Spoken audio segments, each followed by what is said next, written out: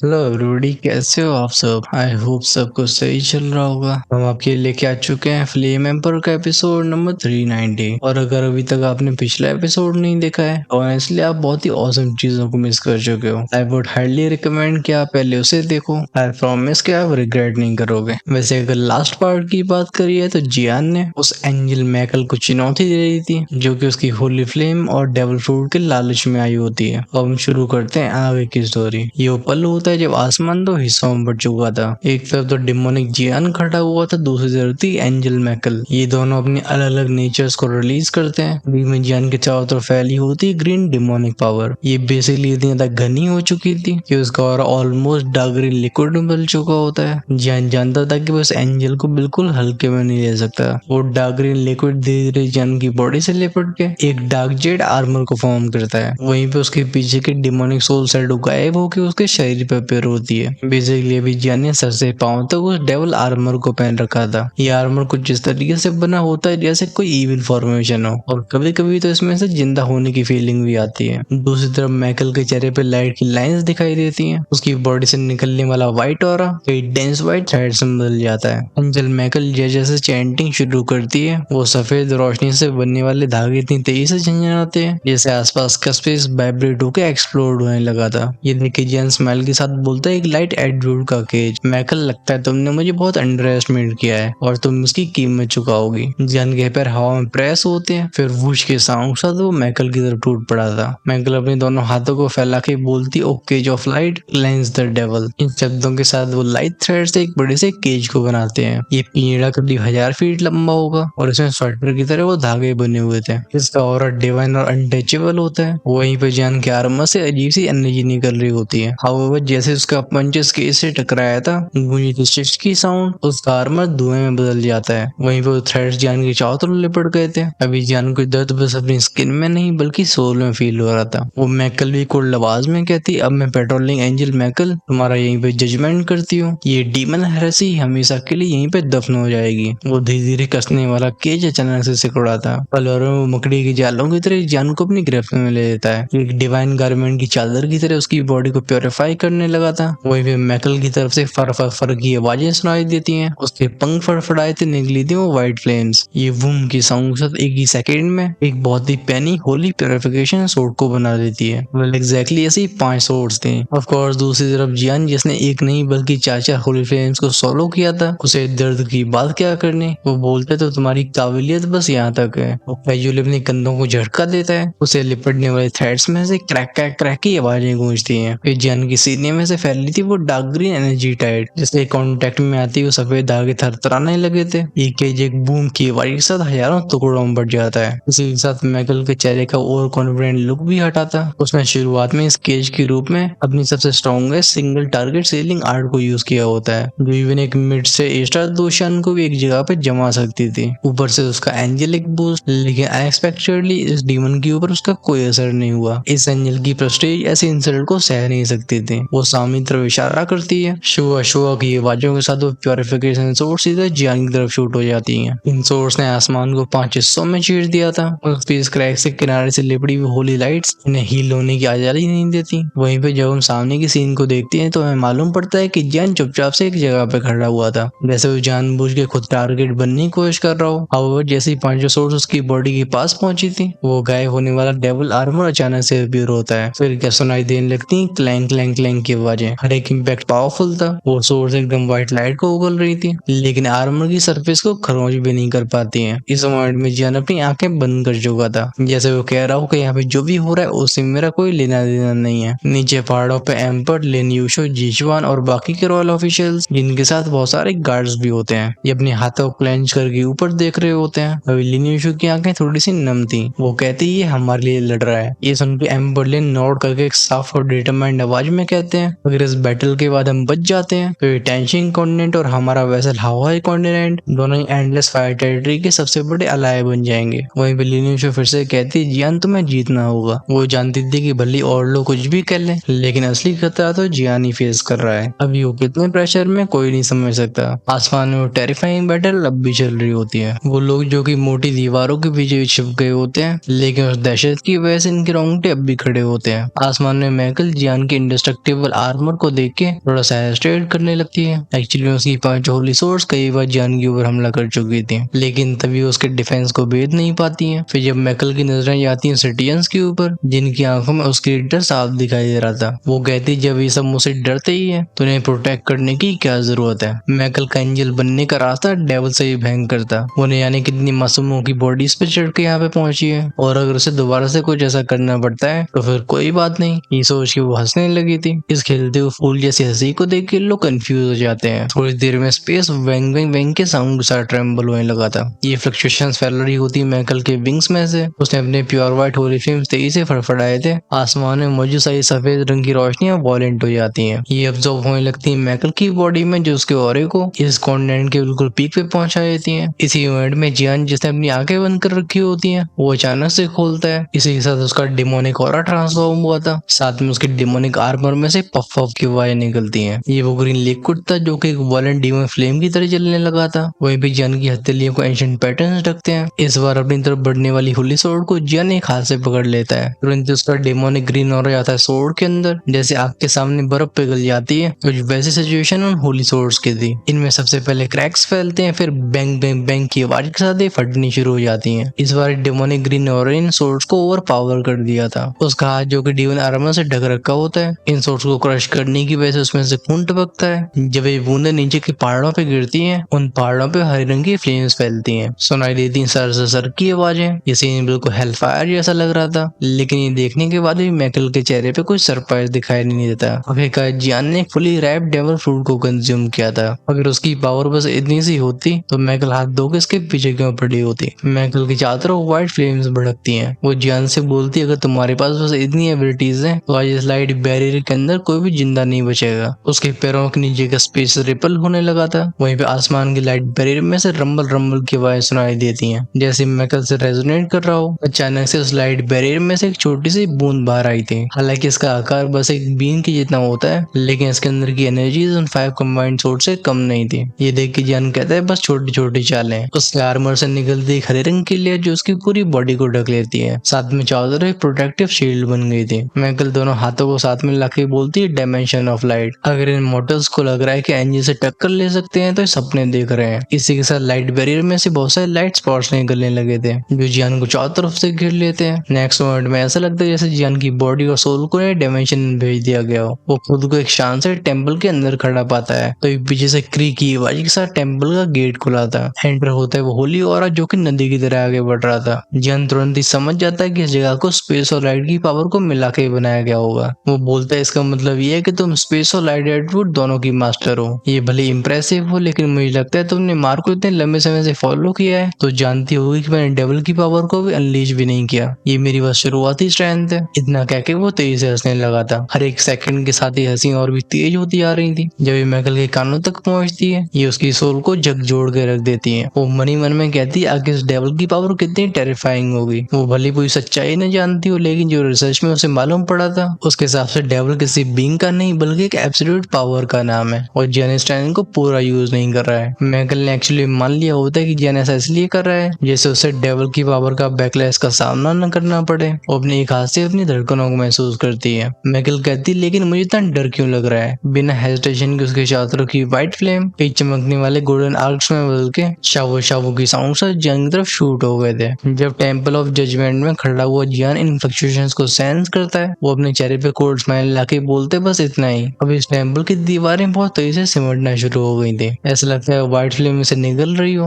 वैसे एक हद तक तो मैकल ने सही सोचा होता है। जियान ने इस डेविल पावर को पूरी तरीके से एक्सेप्ट नहीं किया था। आखिरकार उसका मकसद डेविल बनना नहीं है। वो जानता था कि उसकी फ्लेम एम्पर रिंग और फ्लेम मंत्र ऐसी चीज है इस पावर को सप्रेस न कर रही होती तो अब तक रियल डेविल बन चुका होता। हाउएवर तब भी जियान कहते तुम बस एक 2 पंखों वाली एंजल हो। अगर तुम्हें लग रहा है कि तुम मुझे मिटा दोगी तो तुम सपने देख रही हो। और 2 लोग नहीं जानते थे कि जियान कौन है, लेकिन क्या शाओ क्लैन का एक डिसेंडेंट इस तरीके से मरना पसंद करेगा। उसका डिमोनिक ऑरा और भी गहरा हो जाता है। फिर धाड़ के कहता है अगर तुम मुझे निकलना चाहते हो तो चलो देख लेते हैं कि कौन किसे डिवावा करेगा। गूंजती एक बैंग की आवाज। अचानक से उसकी बॉडी की डिमोनिक एनर्जी पूरी तरीके से बिखर जाती है और आंखों आंखों में भर जाती है अजीब सी मैडनेस। इस मोमेंट में माइकल के एक्सप्रेशन भी चेंज हो गए थे। उसके अंदर की वो अनजानी डर की फीलिंग एकदम क्रिटिकल लेवल तक पहुंच गई थी। वो कहती हो क्या रहा है, ये लड़का बिल्कुल डेड बॉडी जैसा क्यों लग रहा है। बात अगर बस इतनी सी होती तब भी कोई बात नहीं थी, लेकिन यही वो डेडलाइट सिचुएशन थी जिसकी वजह से माइकल की रीढ़ की हड्डी कांप गई होती है। जियान की रोड की आवाजें जिन्हें भी लगता है स्पेस और टाइम के रूल्स अप्लाई नहीं होते थे। ये थंडर जैसी आवाजें जाती है माइकल के कानों में। इस मोमेंट में जियान का पूरा शरीर भयंकर तरीके से फूलने लगा था। बूम के साउंड साथ फैलती हुई डार्क ग्रीन बॉडी मिस्ट, वहीं पे उसके चारों तरफ फैले हुए लाइट और उसे निगलने की कोशिश करते हैं, लेकिन अब ऐसा कर नहीं पा रहे थे। उस टेम्पल के होली ऑरे का रंग धीरे धीरे फीका पड़ने लगता है। कुछ ही पलों में शानदार सा टेम्पल जो एक डिग्निफाइड कामनेस को रखता था, अब एक डार्क ग्रीन ब्लड मिस्ट भर चुका था। यह माहौल एकदम हेल जैसा कोल्ड होता है। वहीं भी जियान की एनर्जी होली ऑरे को पूरी तरह से निकल गई थी। माइकल बिना हेजिटेशन के अपने पंखों को हिलाती है। इसमें से निकलता है लाइट ऑरा जो कि स्पेस में चला गया था। ये बेसिकली उसी टेम्पल के अंदर भेजा जा रहा था। अभी टेम्पल के अंदर समुद्र जैसी डार्कनेस होती है जिससे नदियों जैसे होली लाइट स्पॉट्स टकराते हैं। गूंजती क्रैक बूम की आवाजें, इन दोनों फोर्सेस के टकराने की वजह से टेम्पल का स्पेस एकदम वायलेंट हो गया था। जगह जगह पे स्पेस वॉर्टेक्स बनते हैं जो तेजी से दोनों एनर्जीज को अपने अंदर खींचने लगते हैं। लेकिन जैसे जियान के पास डिमोनिक और अनलिमिटेड हो, जहाँ पे वो सीक्रेट लाइट पीछे हट रही होती है, जियान की एनर्जी बिल्कुल कम नहीं होती। ये सो कॉल्ड जजमेंट इस मोमेंट में बिल्कुल मजाक बन के रह गया था। वहीं पे जब ऐसे नुकसान को माइकल देखती है, उसके मुंह से आ वाली धाड़ की आवाज गूंजती है। ये चीखें इतनी तेज थी कि आसमान थरथराने लगा था और नीचे मौजूद इंसान ये सब अपने दोनों हाथों से कानों को बंद कर लेते हैं। अब स्पेस क्रैक होता है। इस क्रैक को दो हाथ और भी बड़ा कर देते हैं। अपनी डार्क ग्रीन बॉडी में उसके साथ जन बाहर आया था। वो कहता है माइकल, सुनाई देती है शावू शावू शावू की आवाजें। माइकल की सांसें भारी होती है और पंख तेजी से फड़फड़ाते हैं। वो गुर्रा के बोलती, तू हेरेटिक है, तू डेविल है, मैं रोवे एंजल तुझे आज जीने नहीं दूंगी। यार हंस के बोलते, अब तो असली डेविल को देखेगी। इस माइकल को सच में ऐसा लग रहा था कि उसका होली ऑरा उसे किसी को भी जज करने की आजादी देता है और वो किसी को भी डायमेंशन टेम्पल में कैद करके उसके ऊपर कोई भी अत्याचार कर सकती है। फिर अगर ऐसा लगता है तो जन साबित करेगा कि वो गलत है। अब उसने अपनी डिमोनिक पावर को दबाना बंद कर दिया था। उसके पीछे के हजारों मीटर के दायरे का स्पेस बहुत ही अनस्टेबल होता है। ऐसी फीलिंग आती जैसे कोई नर का दरवाजा खुलने वाला हो। सुनाई देती है बैंग बस बस बस की आवाजें, निकलती ऐसी एंडलेस डिमोनिक ब्लडी मिस्ट जिसके सामने से एंजल की होली पावर बिल्कुल बच्चे जैसी लगती है, बिल्कुल बेसहारा। दूसरी तरफ भले रोविंग एंजल सबसे टॉप टियर का स्टेटस ना हो, लेकिन माइकल की ऐसी बेइज्जती अभी तक किसी ने नहीं करी थी। जियान ने उसकी डिग्निटी को बार बार कुचला है और अब वो पूरी तरह से रेज में आ चुकी होती है। वो पागलों की तरह हंस के बोलती, हाँ हाँ डेविल, तूने मुझे मजबूर किया, आज तुझे अंजाम भुगतना ही होगा। ऐसा लग रहा था ये पूरी तरीके से पागल हो गई हो। उसके चेहरे के एक्सप्रेशन डिस्टॉर्ट होते हैं और आंखों का ग्लो बढ़ जाता है। अब वो एक एंजल कम जल्लाद ज्यादा लग रही थी। अभी चाहे उसके बालों या फिर पीपल्स, इनका इंटेंस व्हाइट ग्लो लोगों को अपनी आंखें बंद करने में मजबूर कर देता है। आसमान के लाइट बैरियर में से फुंकार की आवाज सुनाई देती है। उमड़ने लगे थे बहुत सारे लाइट पैटर्न्स। एक पल के लिए सीन को देख के जान की आंखें भी श्रिंक हो जाती हैं। चाहे लिमिट की पावर है। वो जानता था कि माइकल सारे इंसानों को मिटाना चाहती है, लेकिन तब भी फॉरबिडन टेक्निक का इस्तेमाल करना, फॉरबिडन शब्द को लोग अक्सर अपनी जीप पर लेके नहीं आते थे। आखिरकार इस लेवल की पावर्स ही ऐसी होती हैं जिन्हें नॉर्मल सिस्टम में कैटेगराइज नहीं किया जा सकता।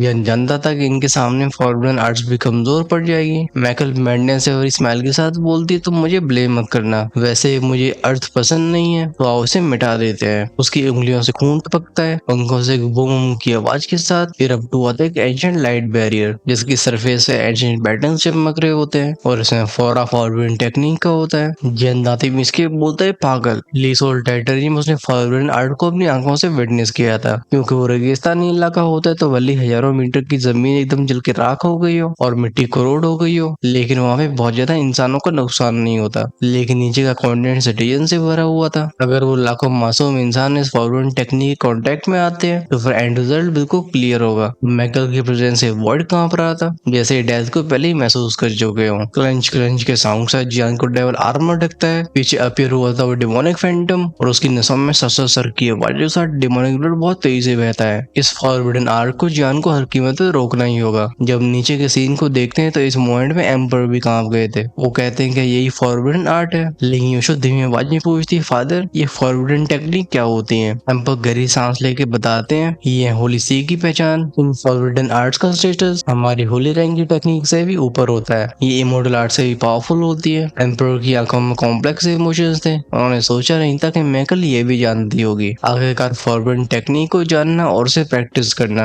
और उसे इस्तेमाल करना सीखना, ये तीनों ही अलग बातें होती हैं। क्योंकि होली सी में लाइट डीमन का स्टेटस बहुत हाई था, इसलिए उसे पर्सनली फॉरबिडन आर्ट इस्तेमाल करनी आती थी, लेकिन मैकल स्टेटस से काफी पीछे थी। लगता है कोई शॉर्टकट्स का यूज करके फॉरबिडन टेक्निक को कास्ट कर रही है, बट एट दी एंड ये फॉरबिडन टेक्निक है जो हजारों माइल्स की धरती को एकदम राख में बदल देगी। योशो कांप के बोलती है कि हमारे पास और कोई रास्ता नहीं है। एम्पर भारी आवाज में कहते हैं नहीं, फॉरबिडन टेक्निक की कास्टिंग आवाज शुरू हो जाती है तो उसे रोका नहीं जा सकता। वो ऊपर देखे गहरी सांस लेते हैं, फिर ऑर्डर पास करते हैं सारे जनरल सोल्जर्स 2 शान से ऊपर के पावर हाउसेस, हम सबको अपनी पावर से इकट्ठी करनी होगी। इतना कह के तीनों यहाँ से गायब हो गए थे। आसमान में मैकल का ऑरा बढ़ रहा था, साथ में अनगिनत दिलों को डर जकड़ लेता है। कोई भली आसमान जियान के डिमोनिक ऑरे से भरा हुआ हो, लेकिन ये भी मैकल की पावर को हार्म नहीं कर पाता। सिचुएशन को देख के जिन आंखें बंद करके बोलता है लगता है मुझे ट्रिक ट्राई करनी पड़ेगी। जब उसकी आंखें अगली बार खुलती हैं, इनमें एक पागल बंदा एक इशारे पे हाथ में अबीर होता है एम्बर होली फ्लेम क्रिस्टल और दूसरे हाथ में डार्क डिमोनिक ग्रीन पावर। ये दोनों ही अर्थ शैटरिंग फोर्सेस होती हैं।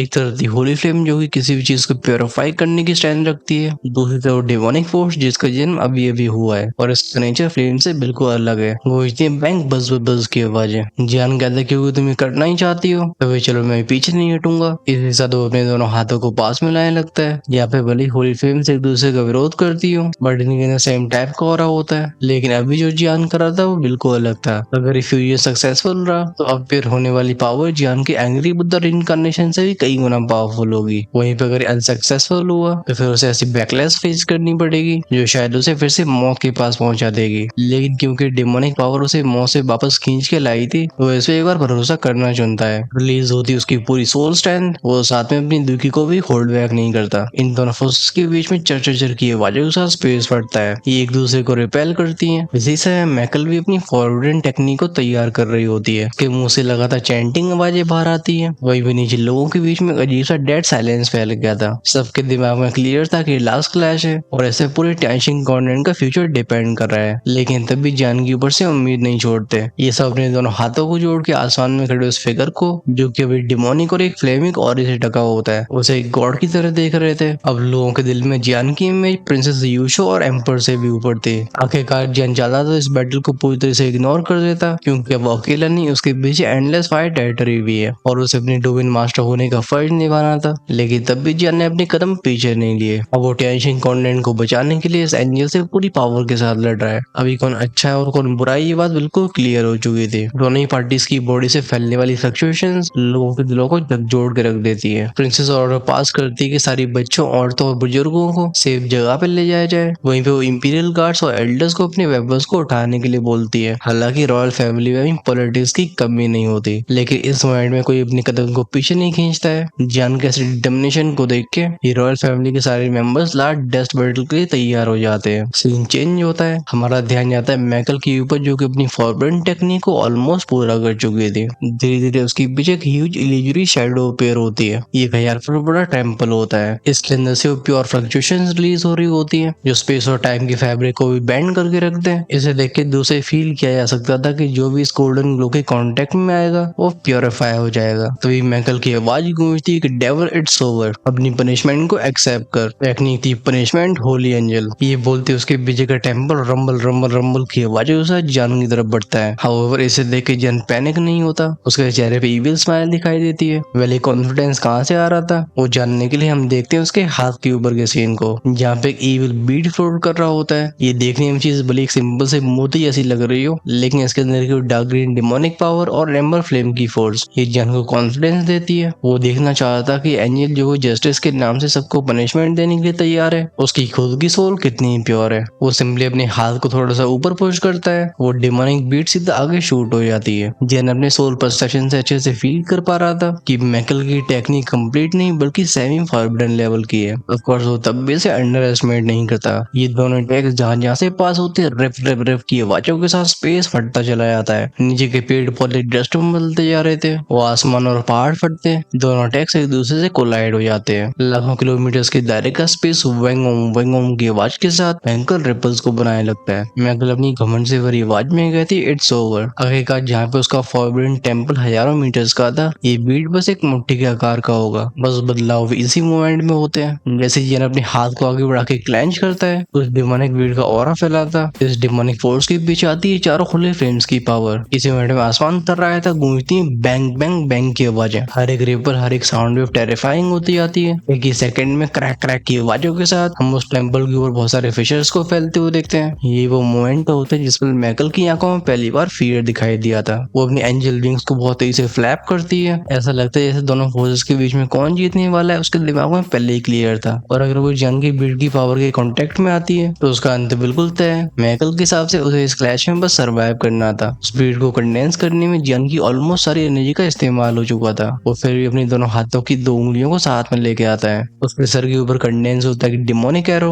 वहीं पे एंजल मैकल अपने विंग्स को तेजी से फ्लैप करके यहाँ से भागने के लिए तैयार हो जाती है। वो तब भी हंस के बोलती, जियान तब भी मैं ही जीती। जब अगली बार मिल रहे होंगे तो सिमुलेशन को मैं जरूर वापस लौटाऊंगी। जियान इस पर ध्यान नहीं देता। वो सिंपली अपने माथे पे टैप करता है। बाहर थोड़ा सा स्पिरिचुअल स्ट्रेंथ का सोर्स आया था। जैसे ही डिमोनिक एरो के अंदर जाता है ऐसा लगता है उसमें जान आ गई हो। नीचे की जमीन में क्रैक फैलते हैं। नीचे कई पावरफुल वुड एट्रीब्यूट के डोमेन्स एक्टिवेट होते हैं। Would रियम, would walls, sky snow lock और इस जैसे की सारी टेक्निक्स का इस्तेमाल होता है। ऑफकोर्स यूशु की स्टार पावर और एम्बर की वुड पावर थी। और ऐसे स्ट्रेंथ को देख के जियान इंप्रेस हो गया था। लोग धाड़ के बोलते हैं, लॉर्ड जियान इस एंजल को खत्म कर दो। जियान के कदम स्पेस में प्रेस होते हैं। जब मैकल उसे अपनी तरफ आगे बढ़ते हुए देखती है वो लड़खड़ा के बोलती, नहीं नहीं तुम मुझे मार नहीं सकते, वरना होली से तुम्हें माफ नहीं करेगा। लेकिन ये सुन के जियान बस कोल्ड स्टार्ट करता है। वो बोलता है तू अपने सेल्फिश रीजंस के लिए इन लाखों इनोसेंट लोगों की जान लेना चाहती थी। इसी के साथ आसमान में एक बूश पचाक की आवाज गूंजी थी। जियान के एक ही चेहरे में वो डार्क डिमोनिक एरो मैकल के चेस्ट के आर पार हो गया था। इसके अंदर की कंडेंस डेवल पावर होती है। उसकी वजह से उस घाव से होते हुए मैकल की पूरी बॉडी में हरे रंग की नसों जैसी चीजें फैलने लगती हैं। ग्रग ग्रग के साउंड से उसके मुंह से खून बाहर आता है, जिसे जियान बिल्कुल बेस्ट नहीं होने देता। वो अपनी होली फ्लेम के क्लस्टर में इस एंजेलिक ब्लड को सेव कर लेता है। इस मोमेंट में मैकल की स्किन उधड़ रही होती है, लेकिन अभी उसके लास्ट मोमेंट थे जिनमें बस उसकी आंखों में जियान की नफरत और रिग्रेट दिखाई देता है। लेफ्ट से तेज हवाएं आती हैं जो मैकल के शरीर को बिखरा देती हैं। इसी मोमेंट में आसमान का ह्यूज टेम्पल जिसने अपने सोर्स पावर को खो दिया था, जियान का डेमोनिक वीडियो से ऑब्जर्व कर लेता है। बस बात ऐसी होती है कि जियान भी अनकॉन्शियस हो चुका था। इस बैटल के एंड को वो देख नहीं पाता, बट ऑफ कोर्स उसके चेहरे पे जो सैटिस्फाइड स्माइल थी वो सब कुछ बयां करती है। जैसे एम्परलिन जियान को नीचे गिरते हुए देखते हैं, एक ही फ्लैश में अपीयर होकर उसे कैच कर लेते हैं। उन्हें अनाउंसमेंट करने की जरूरत नहीं थी कि जियान इस बैटल का हीरो है। शायद इस तरीके से उस नालायक एंजल का खात्मा हुआ था और साथ में एंड होती ये बैटल। इस टेरिफाइंग वॉर से रिकवर होने में टैंशिंग कॉन्टिनेंट को कई महीने लग जाते हैं। ये वॉर इस कॉन्टिनेंट को बहुत गहरे जख्म देके गया था। इसने न सिर्फ लिन रॉयल फैमिली की 2 प्रिंसेस की जान ले ली, बल्कि द 7 स्टार दोशान एक्सपर्ट्स अपने आप को सैक्रिफाइस कर देते हैं। ऑफ कोर्स ये खाली सीट तो होती है, उन्हें भरा जाएगा। ये सब होने के बाद रॉयल फैमिली के एम्परर अपनी गद्दी को अपनी बेटी को सौंपते हैं, जिसे चेंशन बन जाती है टैंशिंग कॉन्टिनेंट के रियल एम्प्रेस। भले इस बैटल में यूशु ने बहुत सारे करीबियों को खोया हो, लेकिन ये उसे बहुत कुछ सिखा के भी गई थी। वो इसे अपनी स्टार पावर को पूरी तरह से मास्टर कर लेती है और उसकी स्ट्रेंथ पहुंच जाती है 7 स्टार दोशियान में। टाइम आ चुका था थोड़ा सा फास्ट फॉरवर्ड करने का। ये टेंशन माउंटेन के अंदर की जगह का सीन होता है। इस प्लेस को फॉरबिडन जोन बना दिया गया था। बैटल के खत्म होने के बाद जियान चला गया होता है कोमा में। इन कई महीनों के समय के दौरान कई हाई लेवल के एक्सपर्ट्स उसकी कंडीशन को चेक करने के लिए आते हैं, लेकिन सब अपने सिर को हिला सकते थे। बेसिकली इनका कहना ये था कि लड़का बस अपने आप ही उड़ सकता है। ये कुछ दिनों के बाद की बात होती है जब बेड पे लेटे जियान की पलकें फड़फड़ाती हैं। फाइनली अपनी आंखों को खोलता है। वो धीरे से अपने बेड पे बैठ के अपने हाथ पैरों को स्ट्रेच करने लगा था। उसका फोकस जाता है अपनी डिमोनिक एनर्जी के ऊपर। अच्छी बात ये थी कि जब वो अनकॉन्शियस था तो इस नई पावर ने उसकी होली फ्लेम को रिमूव करने की कोशिश नहीं की। वो एक हू की आवाज के साथ गहरी सांस लेके वहीं पे क्रॉस लेग पोजीशन में बैठ जाता है और उसे अपनी बॉडी के चेंजेस को ऑब्जर्व करना होता है, जिन्हें बैटल की वजह से अब तक इग्नोर किया गया है। इस मोमेंट में उसकी अनडेड फ्लेम काफी ज्यादा रिफाइन हो चुकी थी। जियान को एक डेथली ग्रे फ्लक्चुएशन भी फील होती है जो कि 7 स्टार दोशान के अटैक को बड़ी आसानी से रोक सकती थी। वो उसके बाद अपनी बॉडी के अंदर फ्लेम बीस्ट और होली फ्लेम क्रिस्टल्स को चेक करता है। जियान को अच्छे से महसूस हो रहा था कि जब फायर बीस्ट अपनी नींद से जागेगा तो ये बहुत ही टेरिफाइंग एंटिटी बन चुका होगा। उसने जब शुरुआत में डेवल फ्रूट को ऑब्जर्व किया था तो टेम्परेरी रूप में उसकी स्ट्रेंथ 5 स्टार दोशान से सीधा 8 स्टार दोशान तक पहुंच चुकी थी। लेकिन इस तरह की स्ट्रेंथ अच्छी नहीं होती है। ये कल्टिवेटर की फाउंडेशन को खराब कर सकती है, जिससे फ्यूचर में ब्रेक थ्रू करने में प्रॉब्लम्स आएंगी। अभी जियान को सिर्फ जूनर को नहीं ढूंढना होता, बल्कि शाओ क्लैन की गार्डियन फैमिली से मिलना था और अपने क्लैन से जुड़े सीक्रेट्स भी जानने होते हैं। इस सब में उसे एक पावरफुल स्ट्रेंथ की जरूरत पड़ेगी। जब जियान अपनी अभी की स्ट्रेंथ को चेक करता है तो पाता है कि अभी मिड से 6 स्टार दोशान तक पहुंच चुका है। ये महसूस करके उसे रात की सांस आती है। फिर उसका ध्यान अपने द्वीप किसी के उस एरिया की तरफ जाता है जहाँ उसके 2 कोर्स मौजूद थे। वे उसके फायर और वुडन 2 कोर्स फोर्स में कोई नुकसान नहीं हुआ होता, बल्कि डिमोनिक एनर्जी ने इनके बीच में एक जगह ले ली थी। ये डिमोनिक ऑरा किसी सिलेंड्रिकल या फिर गोलाकार का कोड नहीं होता है, बल्कि रूबिक्स क्यूब जैसा होता है। इस चीज में से बाहर आने वाले कूल और डिमोनिक ऑरे को सेंस करके जियान भी सरप्राइज हो जाता है। इंस्टिंक्चुअली उसका फ्लेम मंत्र और फ्लेम एम्परिंग उसके दिमाग को प्रोटेक्ट कर रहे थे। जिस मोमेंट में जियान ने इस चीज को देखा था, वो रूबिक्स क्यूब जैसी चीज बस बस बस के साउंड के साथ ट्रेम्बर होती है। इसमें से ग्रीड से भरा डिमोनिक ऑरा निकला था। अच्छी बात ये थी कि ये था उसका द्विकीसी। हालांकि डिमोनिक ऑरा काफी खतरनाक होता है, लेकिन चारों तरफ फैली डिमोनिक एनर्जी के सामने बहुत कुछ उखाड़ नहीं पाता। जियान फील करता है कि रूबिक्स क्यूब डेवल पावर को एक्टिवेट करने की चाबी है, लेकिन उसे इस चीज को कंट्रोल करना है, ना कि इसके द्वारा कंट्रोल होना है। और ऐसा करने के लिए उसे पावरफुल बनना पड़ेगा। अगर फ्लेम मंत्र जैसी चीजों से प्रोटेक्ट नहीं कर रही होती तो बैकलेस जियान को लिन फेंगिया की तरह बना देती। फाइनली इन चीजों को साइड में रख के फोकस करता है अपने स्पिरिचुअल पैलेस के ऊपर। अभी जियान के स्पिरिचुअल पैलेस के 9 फ्लोर्स में से 4 फ्लोर पूरी तरह से फेल हो चुके थे। हमारी समझने की बात यह है कि स्पिरिचुअल पैलेस के जब 9 में से 3 फ्लोर कंप्लीट होते हैं तो ये होती पीक टैशू लेवल की पावर। फिर 4 से 6 फ्लोर तक होती है हुआ युआन की पावर। फिर 7 से 9 फ्लोर्स होते हैं जो कल्टिवेटर को एंटर करवाते हैं शेंगियो लेवल पे। ये तीनों स्टेजेस अर्ली, मिडिल और लेट स्टेज में बढ़ती हुई थी। हालांकि लास्ट में एक डिवाइन रियल्म की बात करी जाती है, लेकिन पिछले हजारों सालों से इसमें कोई एंटर नहीं कर पाया। हमें समझना चाहिए कि सोल लॉर्ड जैसे रिइंकार्नेशन लेवल के एक्सपर्ट भी अपनी सोल पावर को बस हुआ युआन लेवल तक ही पहुंचा पाए हैं। वहीं पे जियान जिसकी स्ट्रेंथ भले ही 6 स्टार दोशान की मिड स्टेज पे हो, लेकिन उसकी सोल स्ट्रेंथ पहले से इस लेवल तक पहुंच चुकी थी। वेल एग्जैक्टली कहा जाए तो वो था हुआ युआन के अर्ली स्टेज पे, जो कि उसके फ्यूचर पोटेंशियल को दिखाता है। बेसिकली इन सभी चीजों को कंबाइन करने के बाद अब एक 7 स्टार दोशान जियान के सामने चाय कम पानी होगा, वो उसे आसानी से हरा पाएगा। वहीं पे अगर वो अपनी डेवल की पावर को यूज करता है तो फिर इनकारनेशन के लेवल के नीचे जियान की स्ट्रेंथ बिल्कुल इनविंसिबल थी। फिर वो खुद से कहता है क्योंकि वो मेकल को पहले से खत्म कर चुका है और बिना किसी डाउट के एक खबर होलिसी तक पहुंच चुकी होगी और उसे जल्दी से इमोर्टल फ्लेम को ऑब्टेन करना होगा, जिससे वो गोल्डन इमोर्टल बॉडी को हासिल करके डीमन वर्ल्ड जा सके। खैर हाल फिलहाल जियान के लिए सबसे जरूरी होता है अपनी सांसों को स्टेबल करना। आफ्टर ऑल उसका रास्ता बहुत लंबा है, रास्ता तो हम सबका भी बहुत लंबा है, इसलिए चलो हम थोड़ा सा रेस्ट करते हैं। आगे की स्टोरी को हम कंटिन्यू करेंगे नेक्स्ट पार्ट में। हम उसमें सबसे पहले होलिसी की मूवमेंट्स देखेंगे, फिर मेन इवेंट की बात होगी। मैं इशारा किसकी तरफ कर रहा हूँ कमेंट्स में लिख के बताओ। हम फाइनली डीमन एम्पर को देख रहे होंगे। वैसे चिंता मत करो, ये आर्क अभी खत्म नहीं हुआ है। जियान के डिमोनिक वर्ल्ड में जाने की आर्क से पहले वो 7 स्टार दोशान में जरूर ब्रेक थ्रू करेगा। बात ऐसी है कि 2D रियल्म और दोशान रियल्म में बहुत बड़ा अंतर होता है। जहाँ पे जियान पहले फ्लेम्स को सॉल्व करके सीधे 2 से 3 स्टेजेस को स्किप कर सकता था, लेकिन अब ऐसा नहीं होता। हम तो इमोर्टल लेवल में जितना ऊपर जाते हैं, हर एक स्टेज के बीच में उतना ही बड़ा एनर्जी गैप होता है। सो